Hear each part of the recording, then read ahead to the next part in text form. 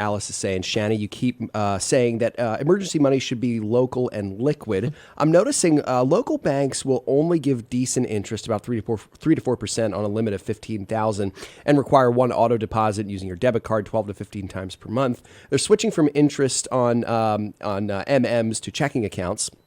I can't use my debit card that many times at several banks. Is it better to go brokerage MM? And is that money market, Shanna? MM? Yeah, money market. There. Yep. Is it better to do that than get no interest on emergency funds? She's 61. Okay, so let me make the distinction here between emergency funds and your portfolio. So an emergency fund is going to be a fund that you have set aside in case you have an emergency. Novel idea, right? So liquidity is the number one, liquidity and accessibility is the number one concern when it comes to your emergency account. Now, typically, unless you have some kind of special need or some kind of expense that you're expecting, some extraordinary expense that you're expecting to have in the short term, making a return on that money is probably less a priority than having it at your fingertips.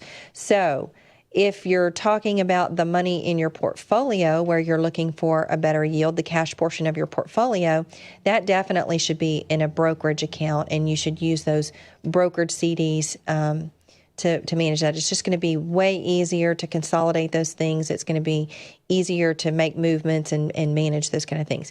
So if it truly is your emergency fund, I mean, how many banks do you really have to house an emergency fund? Because I mean, I wouldn't think your emergency fund is too many times greater than 15,000. If it's 30,000, then you need two of those institutions.